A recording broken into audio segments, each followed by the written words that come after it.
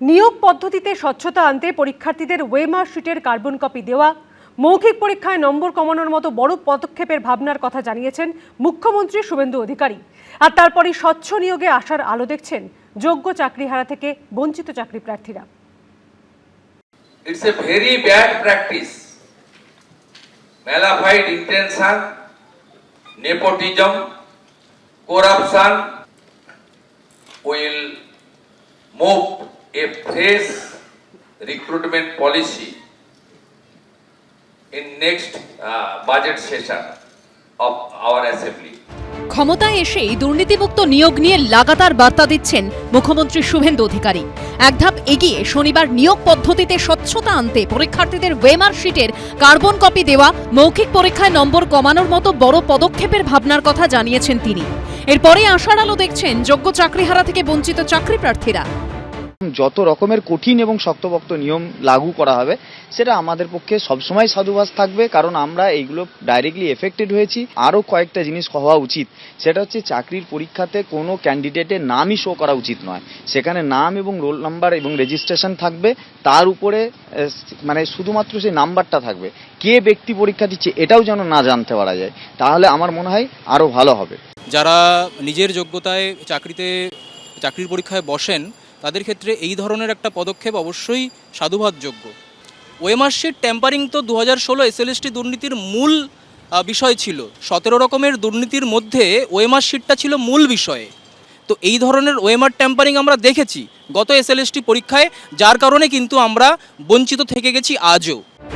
7 বছর ধরে চাকরি করে নিয়োগ দুর্নীতি মামলায় সুপ্রিম কোর্টের রায়ে 2016 এসএসসির পুরো প্যানেল বাতিল হয়ে যাওয়ায় চাকরি খোয়াতে হয়েছে অমিত রঞ্জন ভূঁইয়াকে। চাকরি ফেরতের জন্য আন্দোলনে নেমে খেতে হয়েছে পুলিশের লাথি। এই উদ্যোগটাকে আমি স্বাগত জানাই, কেন এই প্রক্রিয়াগত ত্রুটির জন্যই এই 2016 সালের যে চাকরি প্রার্থী যারা চাকরি করছিল এতদিন ধরে তাদের জীবনগুলো শেষ হয়ে গেছে।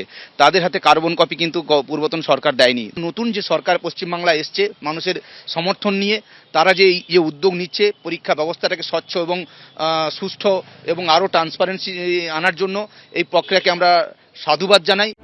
শুধুমাত্র অমিত রঞ্জন ভূঁইয়াদের মতো যোগ্য চাকরি হারারাই নন, চাকরির দাবিতে পথে নেমে ভয়ঙ্কর অভিজ্ঞতা হয়েছিল বঞ্চিত চাকরি প্রার্থী অচিন্ত ধারারও। 2022-এর অক্টোবরের মধ্যরাত আচমকা সল্টলেক করুণাময়ী মোড়ে শুরু হয় পুলিশের অভিযান।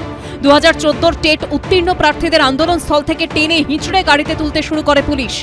অচিন্ত ধারার দাবি, আন্দোলনে নেমে 11 বার জেলে গেছেন। শনিবার শুভেন্দু অধিকারীর বার্তায় কিছুটা হলেও আশ্বস্ত অচিন্ত ধারা।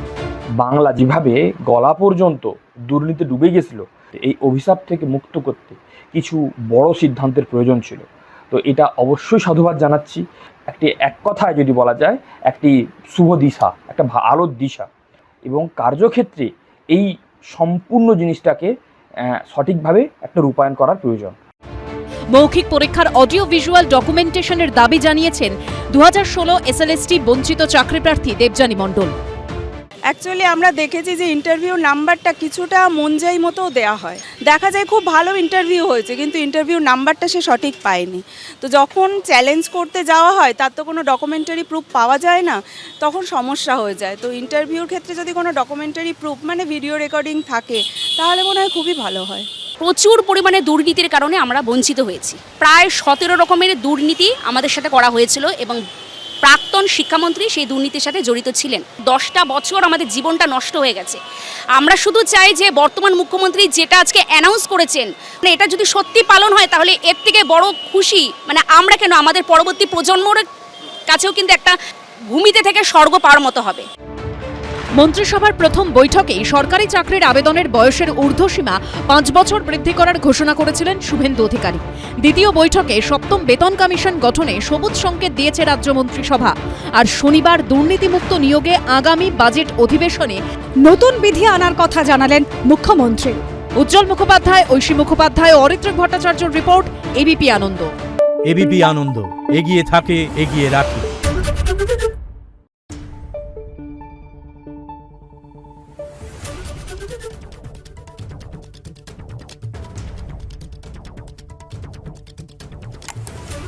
Thank you.